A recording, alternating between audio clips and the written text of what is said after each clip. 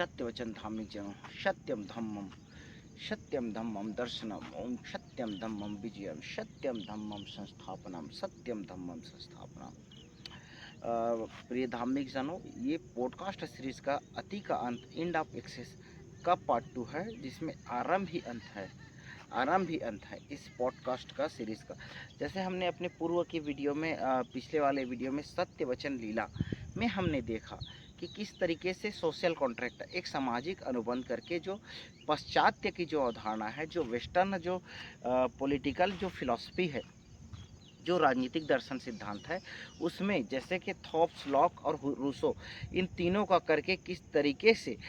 एक मानव सभ्यता को, जो पश्चिमी सभ्यता से आकर हमारे पूर्वी सभ्यता को भी एक शोषण करने वाला एक पूरी राजनीतिक व्यवस्था और एक संवैधानिक तंत्र, एक लोकतांत्रिक प्रक्रिया बनाई गई, जो पूरी तरीके से उदारवादी व्यवस्था के रूप में, जो कि पूंजीवादी व्यवस्था को बढ़ावा देता है, कैपिटलिस्ट क्लब, जो पूंजीवादी वर्ग व्यवस्था और उनके जो माइंडसेट, जो उनकी इच्छा मानसिकता को बढ़ावा देता है, और किस तरीके से जल जंगल जमीन और एक संसाधनों के शोषण का एक्सप्लॉयटेशन के लिए उनको संपूर्ण अधिकार दे देता है और औचित्यपूर्ण ठहरा देता है। यह पूरी तरीके से पूरी व्यवस्था, तो इस व्यवस्था के कारण ही आज जो जल जंगल जमीन का जो उत्खनन कर, जो संसाधनों का खोद कर नष्ट विनष्ट कर दिया गया, जो समुद्र घाटी पहाड़ों को जिस तरीके से सारी नदियां सूख गई हैं, जो आपने रिपोर्ट्स भी देखा होगा कि जो यमुना नदी किस तरीके से, यमुना, गंगा, गोदावरी और महानदी, और जो सरस्वती, जो इंदौर में जो सरस्वती कान्हा नदी के नाम से जाना जाता है, वो भी पूरी तरीके से सूख गई, विनष्ट हो गई। इवन इतना ही नहीं, आप दक्षिण में जाएंगे तो कृष्णा, कावेरी, ये सारे नदियाँ विनष्ट, सिवाय कृष्णा के कावेरी नदियाँ, तो ये विनष्ट और सूखने के कगार पर आ गई है। और कोई नदियाँ जैसे ब्रह्मपुत्र है, तो विकरालता अपने जो उनके घाटों का जो जिस तरीके से खोदा गया, जिस तरीके से संसाधनों का कोल से लेकर रेत से लेकर माइनिंग करा गया है, और किस तरीके से विभिन्न डैम और विद्युत की परियोजनाएं बनाकर, जिसमें कि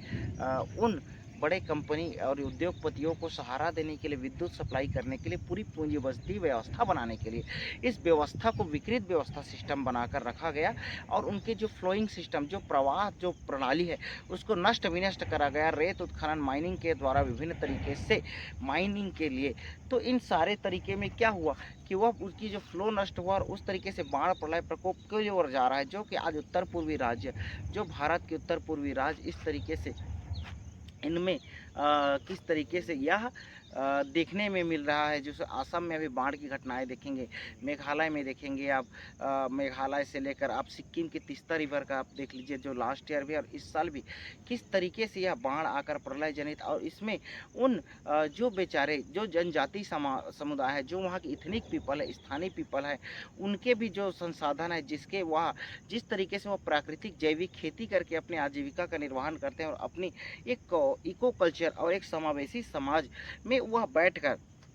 अपने संसाधन में, वह धरती के ऊपरी संसाधन में जो परमात्मा ने, प्रकृति ने उनको दिया, उस संसाधन के साथ वह जीविका, अपना जीविकोपार्जन करते हैं, और अपने आने वाली पीढ़ियों और बच्चे, भूत भविष्य और मवेशी, जीव जंतु सभी का वह पालन पोषण करते हैं। और इनका किस तरीके से शोषण हुआ, किस तरीके से छत विछत कर दिया गया, और इनमें इस प्रोपेगेंडा में फंस कर वो जो राजनीतिक व्यक्ति से लेकर नौकरशाही से लेकर आपके न्यायिक व्यक्ति से लेकर जो आपके आज के जन के, आधुनिक युग के जो गुरुजन, जो शिक्षक और जो छात्र इनमें सम्मिलित होकर, ये सारे मिलकर इस प्रोपेगेंडा का एक शिकार होकर, और स्वयं ये इनके शिकार बनाते हैं, और जनजाति समाज का किस तरीके से छत विछत करके दोहन करते हैं, सामाजिक अनुबंध सिद्धांत को आप पे थोप देता है। और किस तरीके से हम तो यहाँ देखेंगे साथियों कि हम आरंभ ही अंत है, इसमें हम देखेंगे कि वंश, क्लैन और जनजाति मुख्यतः हम इसमें जनजाति पे बात करेंगे, ट्राइब्स पे। जो जनजाति का, यह भी एक विवादास्पद शब्द है साथियों, जनजाति जो ट्राइब्स बोला जाता है, यह किस तरीके से एक जनजाति, ट्राइब्स एक विवादास्पद शब्दावली है।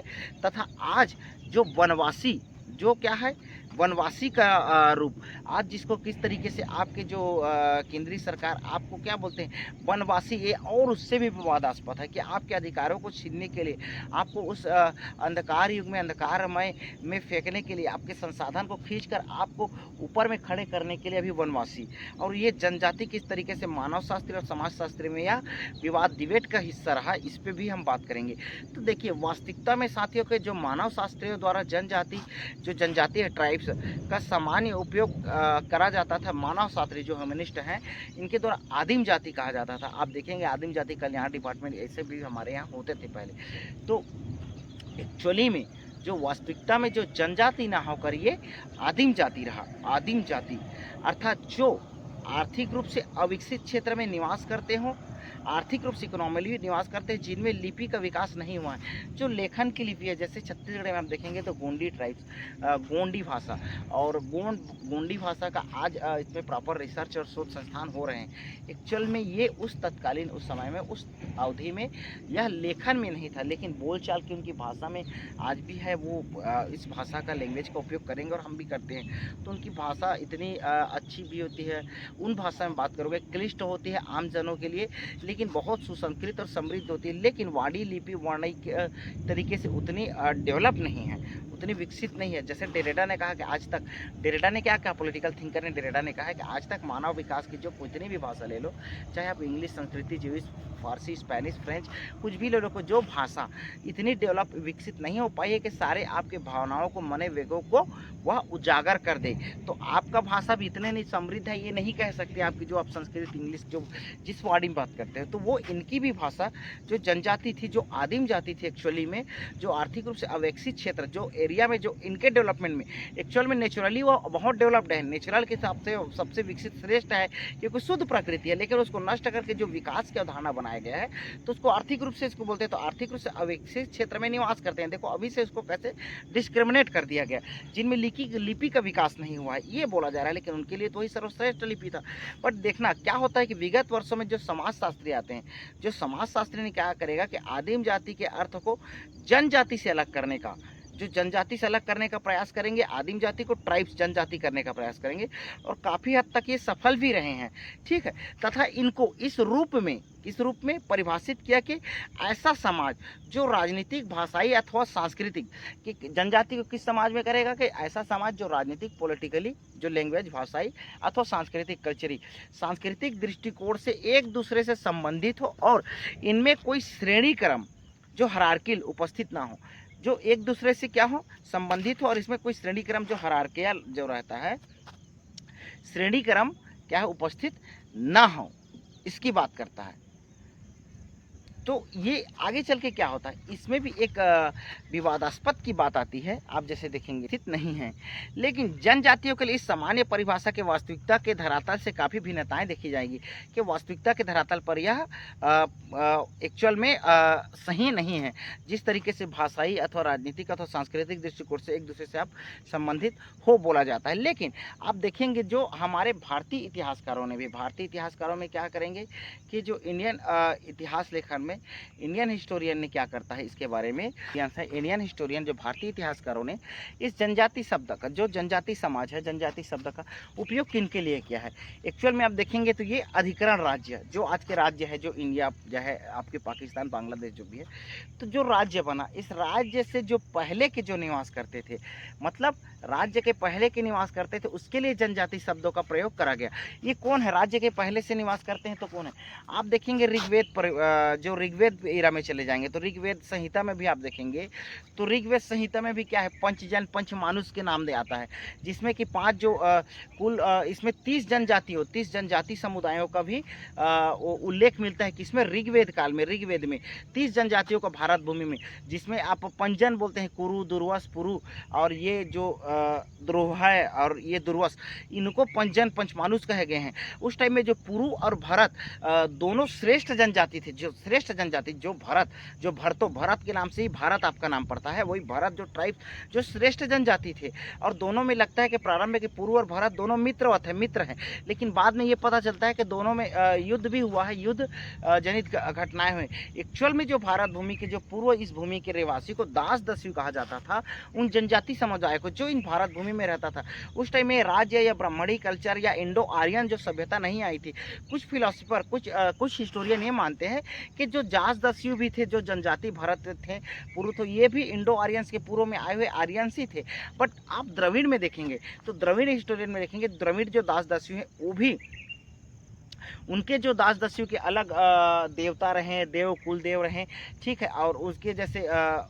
उपासना पद्धति में जाएंगे, कल्चर में, तो आप देखेंगे तो ये द्रविड़ के जो ट्राइब्स भी हमारे यहाँ पे इंडो निग्रेडो करके जो हमारे यहाँ ट्राइब्स थे, ठीक है। तो ये जो जनजाति समुदाय जो इस जल जंगल जमीन, इस धरती, इस पहाड़ों पे, इस सदियों से, इस वृक्षों पे, इस प्रकृति परिवेश पे सदियों से है, और उनका निवास स्थान इस यहाँ पे इनके अधिकार सर्वश्रेष्ठ है। लेकिन जिस तरीके से पाश्चात्य अवधारणा आती है, ये सामाजिक अनुबंध आता है, और सामाजिक अनुबंध के बाद जो सोवरेंटी, एक संप्रभुता दिया जाता है राज्य को, शासन को या मोनार्क को, और उनको जैसे कि पाश्चात्य में डिवाइन राइट थ्योरी आता है, दैवी ईश्वर का दैवी अधिकार का जो सिद्धांत आता है, जिस पे शासन प्रजा पे राज कर रहा है, इस तरीके के, तो इस तरीके से अनेक जो फिलॉसफिकल दार्शनिक जो फिलॉसफी आती है, उस तरीके से राजतंत्र से, मोनार्क से संविधान की बात करता है, लोकतंत्र की बात करते हुए डेवलप होती है। अंततः यह जाति की पूंजीवादी व्यवस्था बनाकर यह पूरी व्यवस्था को छत और नष्ट कर देती है। लेकिन आज तक, उस काल से भी लेकर इस काल तक, जो जनजाति समाज है, जो ट्राइब्स हैं, जिसको जो आदिम जाति हैं, एक्चुअल में आदिम जाति हैं,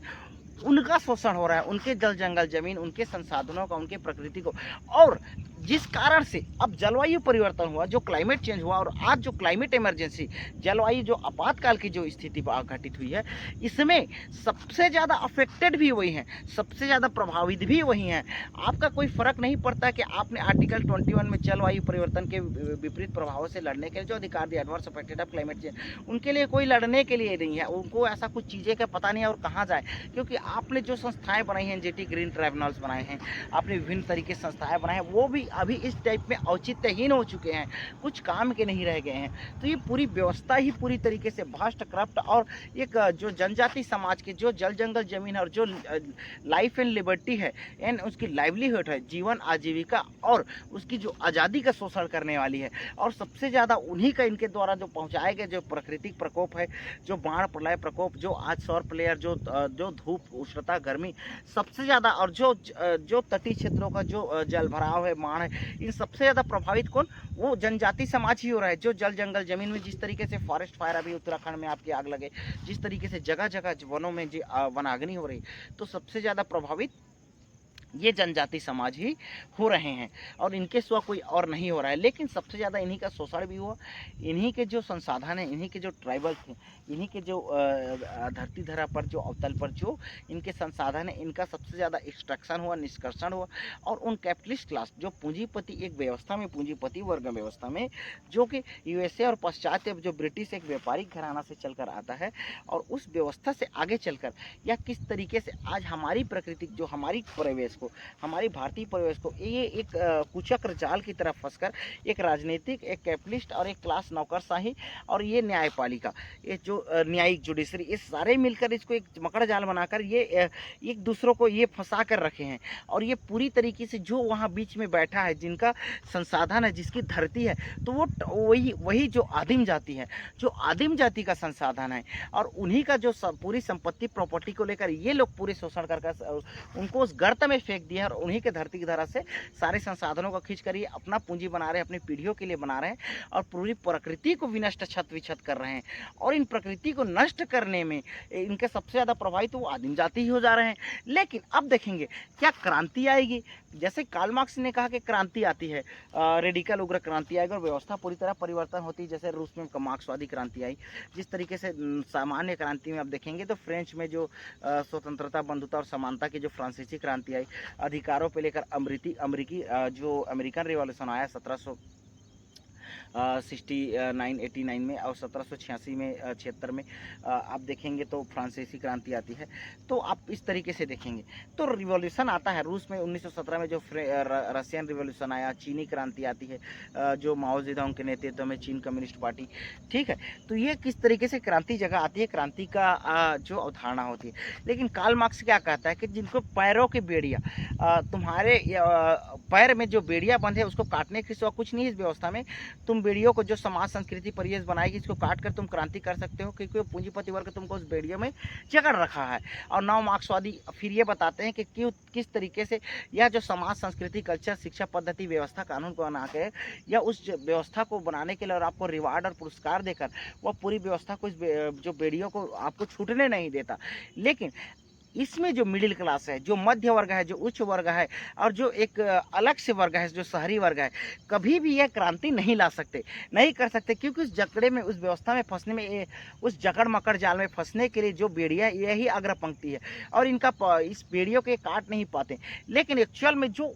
आज भी आप आदिम जाति देखेंगे, जो आदिम जाति जिसको इन्होंने जनजाति बोला, उसके हाथों में आज भी ना उसके पैरों में कोई बेड़िया नहीं, वो स्वतंत्र बैठा है। उसको देखने के लिए उसके सारे चीज़ों को छीन लिया, उसका क्या बेड़िया, वो प्रकृति में स्वतंत्र बैठा है। वो चाहे तो कभी भी मास लेवल पे क्रांति और एक रेडिकल क्रांति ला सकती है और पूरी व्यवस्था परिवर्तित कर सकती है। बस ये है कि देखियो, वो एक इतने आदिम जाति, वो अपने जल जंगल जमीन में बैठे हैं, इतने सभ्य, और हम उसको असभ्य, ये जैसे ब्रिटिश आए वाइट मैन बर्डन कि जो सफ़ेद व्यक्ति को वो सभ्य बताए और हमारे जो ब्लैक पीपल्स को, हमारे इंडियन को वो असभ्य बताए और असभ्य बताते थे। हम पे राज करने के लिए जो ईश्वर से भेजा गया हमारा राज करने वाला हम दूत है, ये बताता था और हम पे शोषण कर। सेम उसी फिलॉसफी आज की तुम्हारी पूंजीपति व्यवस्था में उस जनजातियों को, समाज को, जो आदिम जाति को आप असभ्य बता रहे हो और उनके सारे चीज़ों को शोषण करके उसको लुंगी में चलने वाले, उनको एक गरीब जंगल में रहने वाले, उनको जो पेचबासी खाने वाले करके आप बता रहे हो। लेकिन एक्चुअल में उसके पैरों में कोई बेड़िया नहीं है। अगर वो मास लेवल पे, अगर देखो, अब रही बात उसको ये पॉलिटिकल ज्ञान की बात नहीं, अगर उनको अपने अधिकार पे आए, वो सारी चीज़ उन्हीं का है, वो छीन सकते हैं। वो इतने लेवल पे, मास लेवल पे अगर वो मोबिलाइज हो जाए तो इतनी बड़ी क्रांति आ सकती है, इतनी बड़ी क्रांति आ सकती है कि इस व्यवस्था परिवर्तन, इस जो लोकतांत्रिक भ्रष्टाचारी जो व्यवस्था आपने बनाया है, ये पूरी व्यवस्था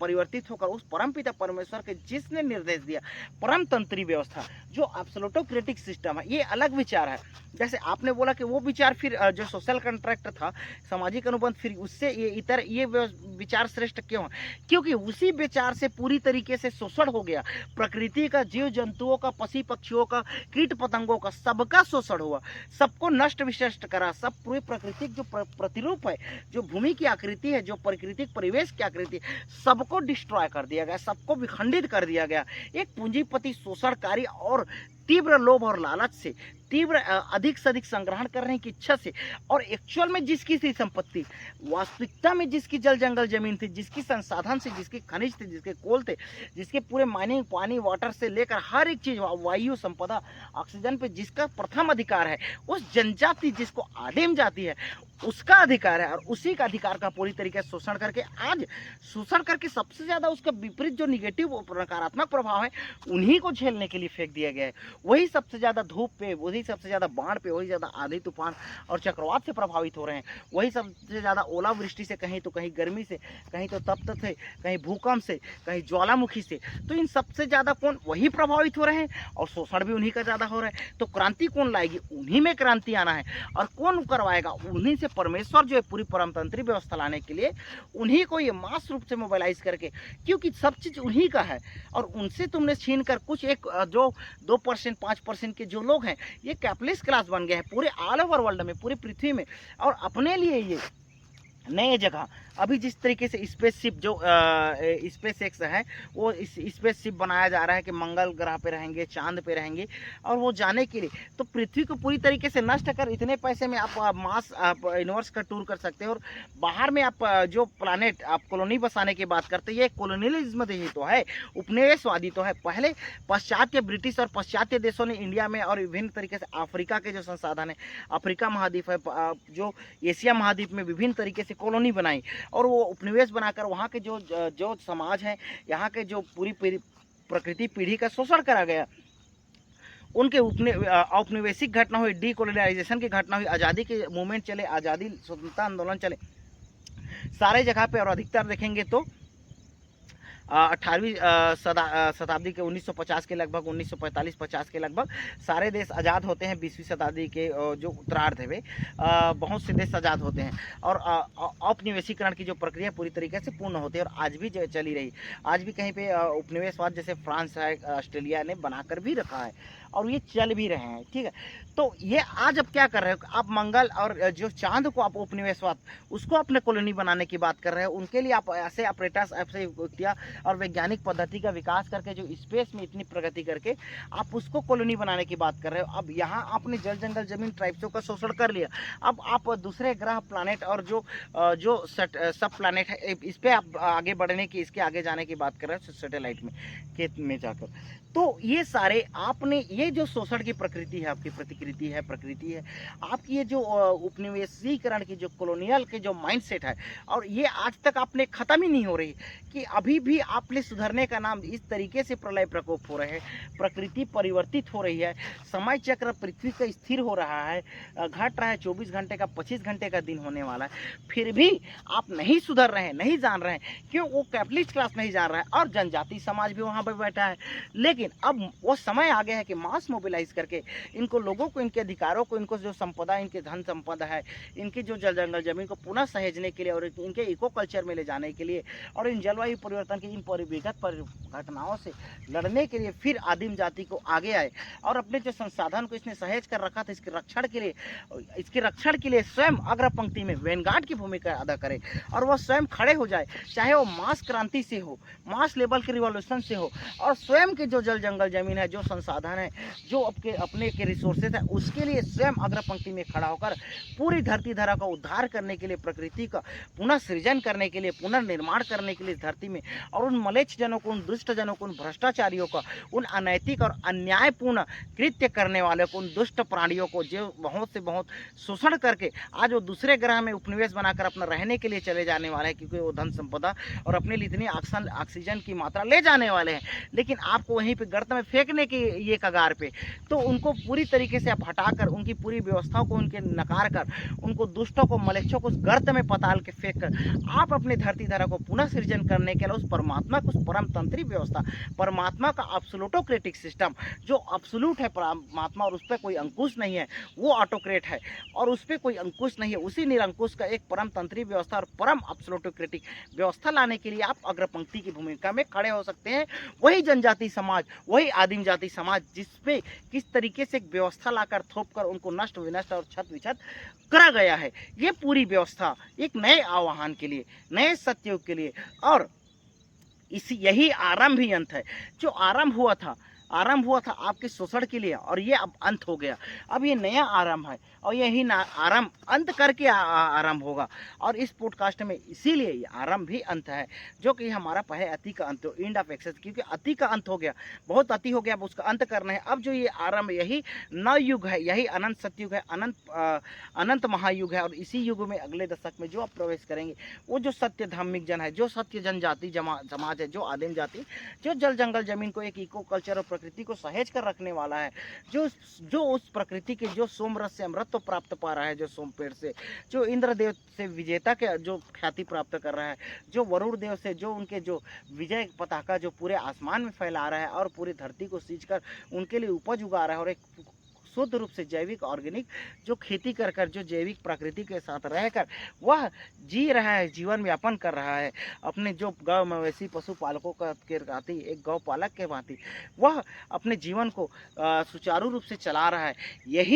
यही सर्वोत्तम प्रकृति है, और यही आरंभ ही अंत है, और यही क्रांति के लिए आह्वान भी है कि उन जनजाति समाज को उनके अधिकारों के लिए पुनः प्रकृति पर अपने वर्चस्वता सिद्ध करने के लिए, अपने वर्चस्वता को बनाने के लिए, प्रकृति का संरक्षण करने के लिए, और परमात्मा के आदेश से इस परमतंत्री व्यवस्था में अग्रपंक्ति की भूमिका निभाकर अपना सर्वोत्कृष्ट और परम कर्तव्य और परम दायित्व का निर्वहन करें। यही आज का परम संदेश है।